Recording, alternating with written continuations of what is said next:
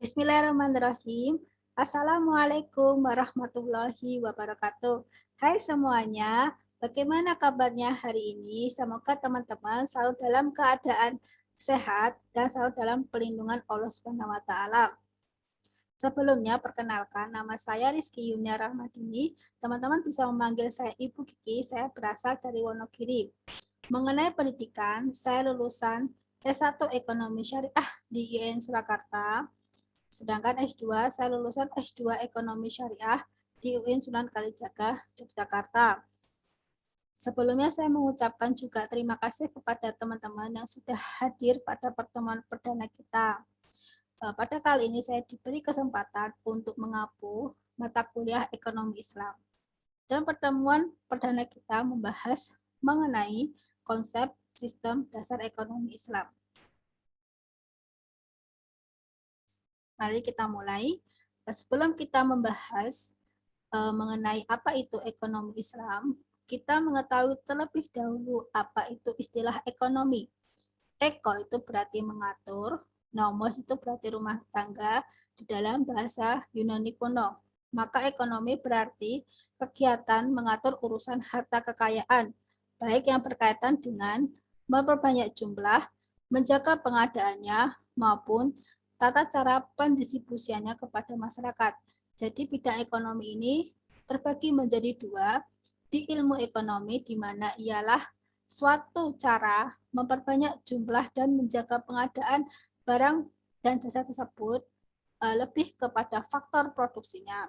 Sedangkan di sistem ekonomi itu bagaimana tata cara distribusinya harta kekayaan tersebut di tengah masyarakat.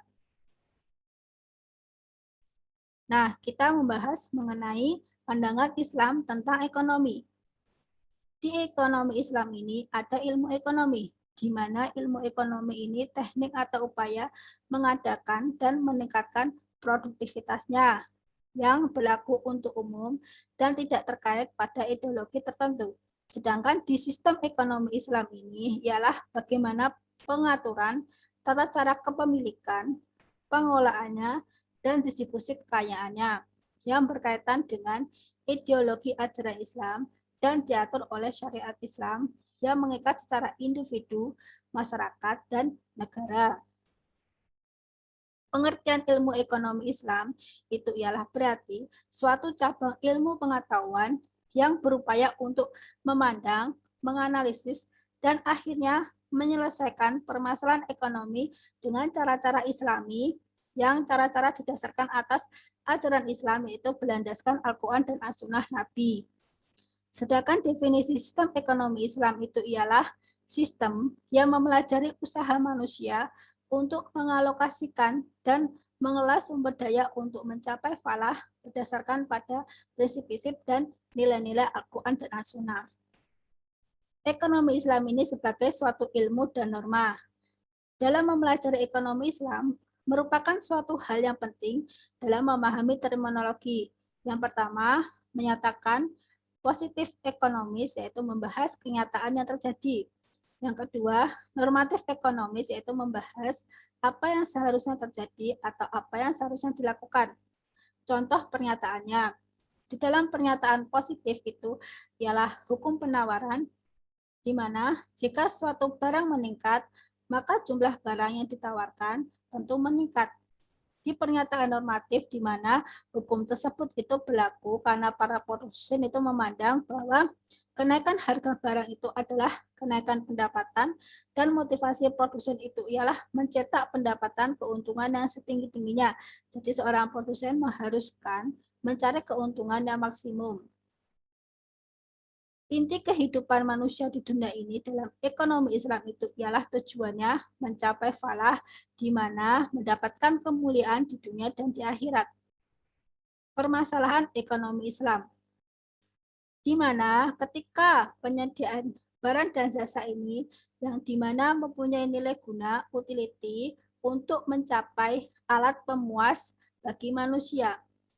Di dalam ekonomi konvensional di mana permasalahannya itu ialah terpada jumlah yang terbatas dan bisa cukup ataupun tidak cukup. dan barang itu menjadi terbatas maupun tak terbatas karena kebutuhan manusia yang selalu tidak cukup dan selalu ingin merasa puas. Sedangkan di dalam ekonomi Islam ini itu ialah terdapat pada bagaimana cara distribusi barang dan jasanya. Nah, di muncul masalah ekonomi itu di mana adanya kemiskinan individu warga negara ataupun kemiskinan di negara. Di perspektif kapitalis dan sosialisme itu ialah di mana meningkatkan GDP dan GNP suatu negara. Kerangka metodologis ekonomi Islam ini di mana Aqwan dan As-Sunnah. Aqwan dan As-Sunnah ini itu membahas mengenai usul fiqh dan qawaid. Usul fiqh dan qawaid ini berkaitan dengan fikih muamalah. Di fikih muamalah ini akan berhubungan pada konsumsi, produksi, distribusi, dan makroekonomi. Al-Quran dan As-Sunnah ini berkaitan pada 3 hal, akidah, syariah, dan akhlak. Di syariah tersebut di mana membahas mengenai nilai ekonomi Islam dan prinsip ekonomi Islam dan itu mengacu pada pemikiran sejarah Islam yang akan disimpulkan pada metode deduksi. Pada kesempatan di fikih muamalah ini itu ialah menceritakan pada realitas ekonomi terjadi kemudian dirangkum pada metode induksi yang akan dihasilkan teori ekonomi, yaitu yang berhubungan dengan fikih muamalah, konsumsi, produksi, distribusi, dan makroekonomi. Wa idza kana juz'an minal islami syamil fa innahu la yumkinu fasluhu an baqiyatul idomatil islamiyah min akidah wa ibadah wa akhlak. Apabila ekonomi Islam itu menjadi bagian dari Islam yang sempurna, maka tidak mungkin memisahkan sistem aturan Islam itu, yaitu akidah, ibadah, dan akhlak. Jadi ketiganya itu tidak bisa dipisahkan dan selalu keterkaitan. Sedangkan di sisi syariat Islam, ibadah dan muamalah itu keduanya terkait laksana satu tubuh dan keduanya satu tujuan, yaitu dalam rangka ibadah dan ketaatan kepada Sang Khalik Allah Subhanahu wa taala. Nah, kita membahas mengenai pilar sistem ekonomi Islam. Pilar sistem ekonomi Islam ini terbagi menjadi 3. Ada kepemilikan, pengelolaan, dan distribusi. Di dalam kepemilikan itu terbagi jadi 2. Jenis kepemilikan dan cara kepemilikan. Jenis kepemilikan itu terbagi menjadi 3. Kepemilikan individu, umum, dan negara. Di cara kepemilikan itu bagaimana cara kepemilikannya, apakah dengan cara halal atau haram. Di nomor 2 yaitu pengelolaan. Pengelolaan ini terbagi menjadi bagaimana cara pembelanjaannya dan pengembangannya. Apakah itu dengan cara halal atau haram. Yang nomor 3 itu tata cara distribusinya. Apakah distribusinya itu bisa adil, bisa merata atau tidak. Definisi kepemilikan itu sendiri itu ialah izin pembuatan syariat untuk memanfaatkan zat dan jasa tertentu yang menyebabkan pemiliknya itu berhak mendapatkan kegunaan serta mendapatkan kompensasi darinya. Bentuk kepemilikan itu dibagi menjadi 3, kepemilikan individu, kepemilikan umum, dan kepemilikan negara. Kepemilikan individu ini di mana hukum syariah yang berlaku untuk barang dan jasa di mana pemiliknya berhak memanfaatkan dan mendapat kompensasi darinya. Di kepemilikan umum, itu ialah izin pembuat syariat kepada suatu kelompok untuk sama-sama memanfaatkan benda. Di kepemilikan negara itu harta merupakan hak seluruh kaum muslim, sedangkan itu menjadi wewenangnya khalifah. Sebab kepemilikan. Sebab kepemilikan itu adapun ialah apakah melalui waris atau bekerja atau pemberian negara.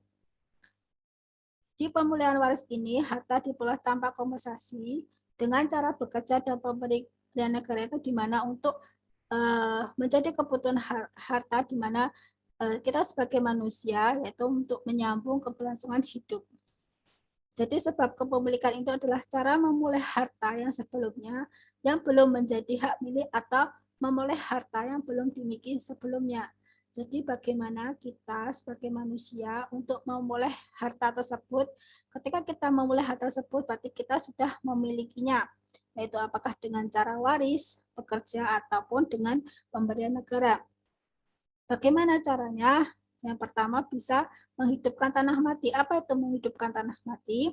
Menghidupkan tanah mati itu ialah di mana ketika ada suatu tanah yang menganggur, yang tidak terpakai lama, kemudian dihidupkan kembali dengan cara apa? Dengan cara kegiatan yang produktif seperti menanam biji-bijian, kemudian memanfaatkan tanah tersebut dengan hal yang untuk keberlangsungan hidup. Nah, itu disebut dengan menghidupkan tanah mati. Kemudian menggali kandungan bumi seperti menggali batu bara dan lain sebagainya. Kemudian dengan cara berburu di hutan seperti mencari daging rusa, daging kelinci, dan lain sebagainya. Kemudian makelar itu di mana ketika ada seseorang itu menjadi perantara antara penjual dan pembeli untuk jual beli dalam suatu rumah. Kemudian yang mudoroba itu ialah di mana seorang mudorib itu sebagai pemilik modal kemudian menyerahkan modalnya tersebut untuk dipercayakan kepada seseorang agar seseorang tersebut bisa mengelola usaha yang akan dijalankan. Kemudian musakot itu ialah pertanian, kemudian ijarah itu persewaan. Adapun pilar ekonomi Islam, seperti yang tadi di mana pengolahan kepemilikan itu apakah dengan cara pembelajarannya dan pengembangannya itu dengan cara halal atau haram, seperti apa? Dibagi menjadi 3, ada individu, umum, dan negara. Di individu ini itu adalah suatu ekonomi privat, berarti khusus secara pribadi kegiatannya ada berkonsumsi dan berproduksi. Konsumsi maupun produksi itu dengan cara apakah dengan cara pertanian, perdagangan, ataupun perindustrian. Di dalam ekonomi Islam, pertanahan itu disebut dengan arodi, perdagangan itu ada jual beli al-bai dan syarikah. Di perindustrian ini ada industri manufaktur, industri jasa, dan tenaga kerjaan. Kemudian di kepemilikan umum dan kepemilikan negara itu ialah untuk perekonomian suatu negara. Seperti hukum tanah pertanian. Hukum tanah pertanian ini itu ada sebab kepemilikan dan sebab pengembangan. Ada istesifungsi tanah pertanian di mana itu pembelian lahan, tahjir itu memagari tanah tersebut, kemudian ihyat al-mawat menghidupkan tanah mati, kemudian itakat adalah pemberian negara pada petani. Sedangkan ini intensifikasi tanah yaitu di mana wajib mengolah tanah pertanian ataupun haram menyewakan tanah pertanian. Di hukum perdagangan itu ada perdagangan domestik maupun perdagangan luar negeri. Adapun bentuk-bentuk perdagangan itu seperti jual beli, kemudian salam. Salam itu ialah di mana seseorang itu membeli barang, tapi itu bentuknya dalam pemesanan terlebih dahulu. Pembayaran itu bisa berangsur, namun DP itu bisa diserahkan terlebih dahulu. Nah, sedangkan di istisna ini ialah di mana itu memesankan barang, DP bisa di akhir, pembayaran bisa di akhir ketika barang itu sudah jadi.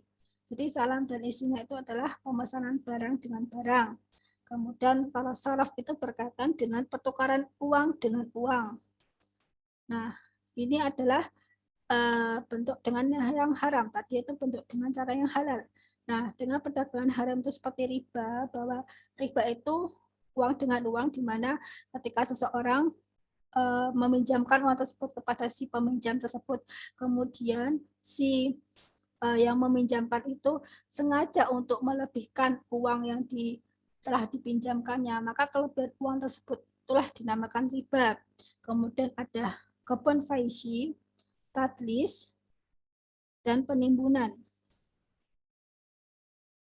Di hukum perindustrian ini, hukmul masno'i yahudul hukmul madatil lati yasnauha.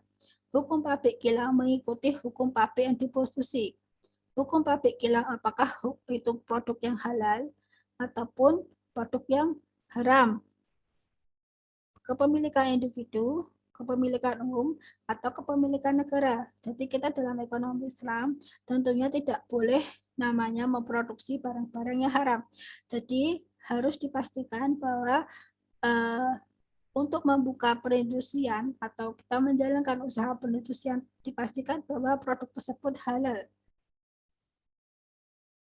Kemudian hukum syarikah. Hukum syarikah di mana yaitu syaratnya ada ijab kabul, kemudian ada objek yang diakadkan. Jadi sepakat melakukan syarikah, sepakat memberikan modal, itu belum dinyatakan sah. Jadi sepakatnya itu ketika sama-sama melakukan urusan syarikah tersebut, saling ridho, maka adanya barang ataupun jasa itu bisa dikatakan sah. Jadi syarikah itu ialah akad antara dua orang atau lebih yang keduanya sepakat untuk melakukan kerjasama dalam bentuk kekayaan dengan tujuan untuk mencari keuntungan. Syarikah itu dibagi menjadi dua, syarikah amla dan syarikah uku. Itu bentuk syarikah dalam Islam.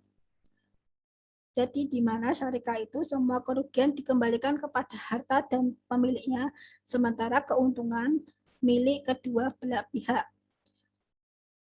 Jadi syarikah ukut itu terbagi menjadi 5.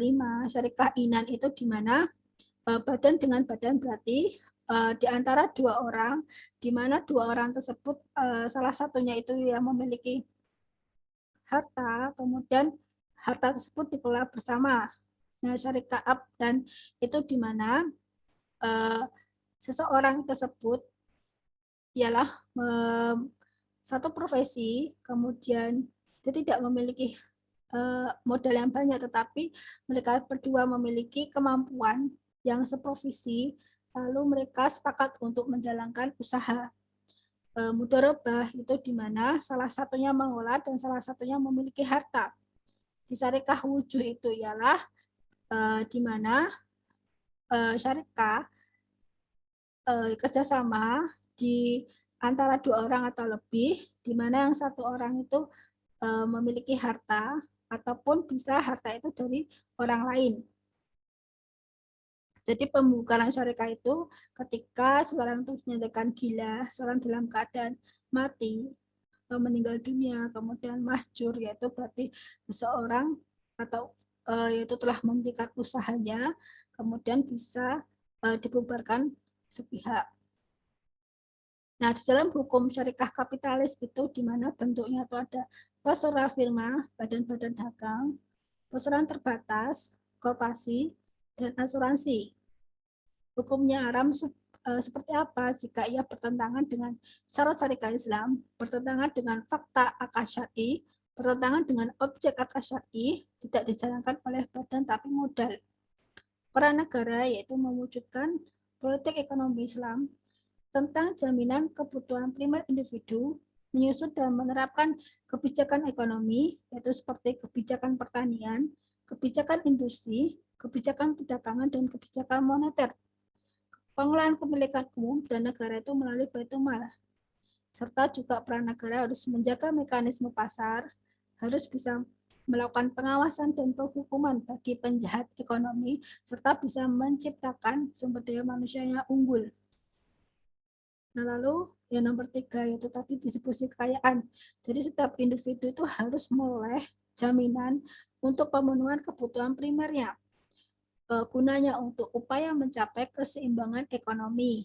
Jika tercapai, maka akan menjadi kekayaan dalam masyarakat dan seluruh masyarakat bisa menerapkan sistem Islam. Jadi distribusi kekayaan itu ialah perbedaan kemampuan pikiran dan fisik. di mana jika distribusi ini tidak merata, maka akan terjadi kesenjangan ekonomi. Seperti apa distribusi kekayaannya? Di mekanisme ekonomi Islam itu melalui Baitul Mal, larangan menimbun emas dan perak, sedangkan di non ekonomi melalui zakat dan melalui waris. Dan perbandingan sistem ekonomi Islam dengan ekonomi kapitalis dan sosialis. Di ekonomi kapitalis ini selalu memandang paradigma materialisme, sedangkan di ekonomi Islam itu memandang paradigma syariah Islam. Di ekonomi sosialis memandang dialektika. Jadi masih ada intervensi pemerintah. Di ekonomi kapitalis, seluruh aktivitas ekonomi bernilai materi atau bermanfaat boleh dilakukan, jadi pandangannya itu liberal ekonomi. Sedangkan di ekonomi Islam itu seluruh aktivitas itu berdasarkan syariah Islam. Jadi berlandaskan pada Allah Maha Esa. Kemudian di ekonomi sosialis itu seluruh aktivitas ekonomi mengikuti dialektika masyarakat yang ditetapkan negara. Jadi keterkaitan dengan pandangan otoriterisme negara.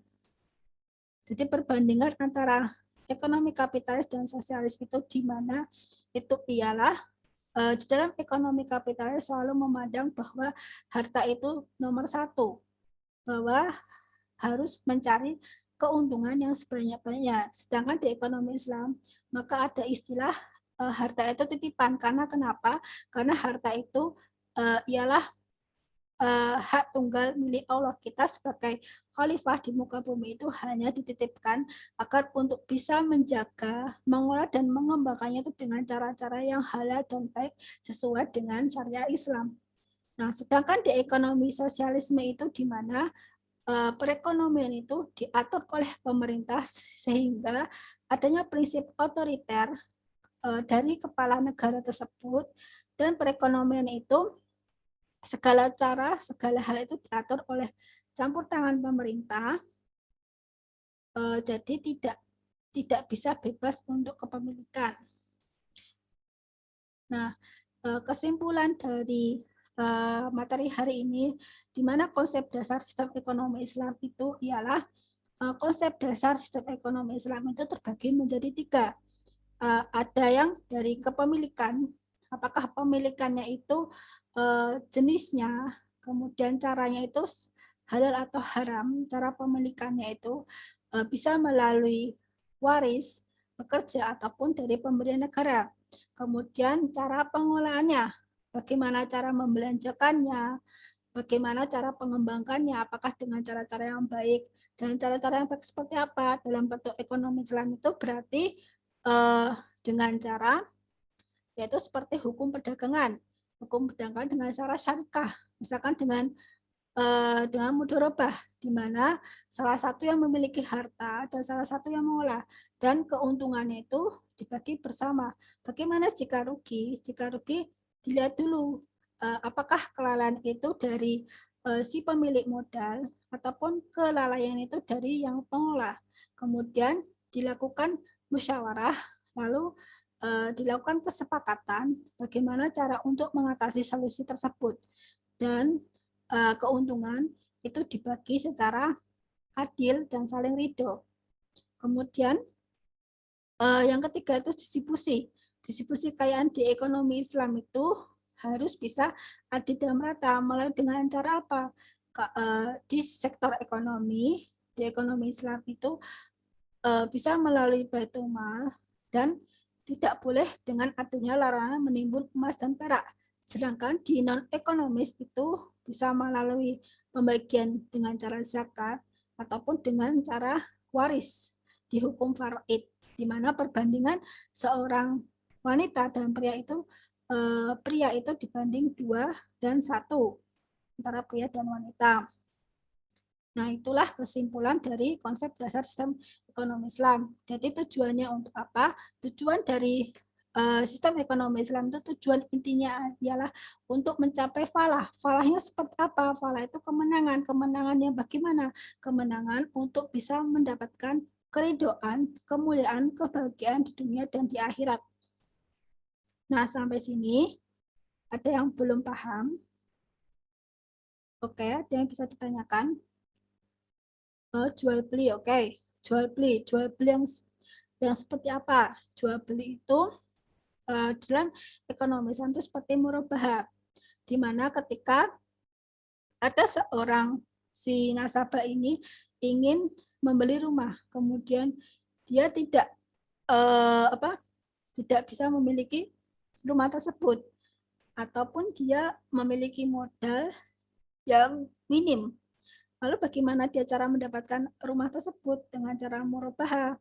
Nah, itu si pemilik modal atau lembaga keuangan tersebut membeli rumah tersebut.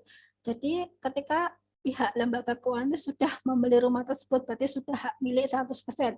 Kemudian lalu menjualkannya kepada si calon nasabah tersebut agar untuk bisa mendapatkan rumah. Kemudian mereka, si nasabah dan lembaga keuangan ini melakukan kerjasama, perjanjian kontrak, di mana kesepakatan, jadi keuntungannya itu dengan harga yang diperolehnya.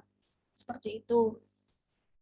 Jika ada yang tidak ditanyakan, saya akan menanyakan satu-satu kepada kalian.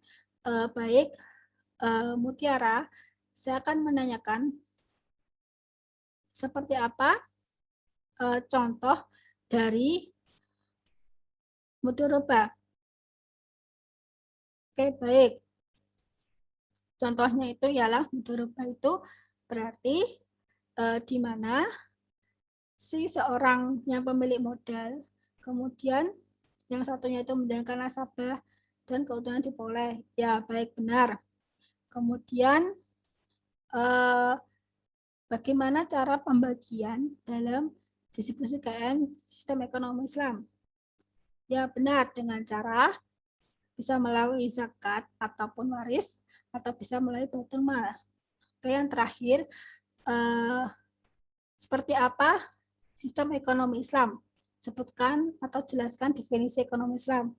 Oke, baik, definisi ekonomi Islam itu berarti bagaimana suatu sistem tersebut, usaha kita sebagai manusia mengalokasikan atau memperdayakan kegiatan usaha tersebut, kegiatan aktivitas tersebut untuk memenuhi barang dan jasa sesuai dengan jalur syariah Islam yang berlandaskan Al-Quran dan As-Sunnah. Oke, baik.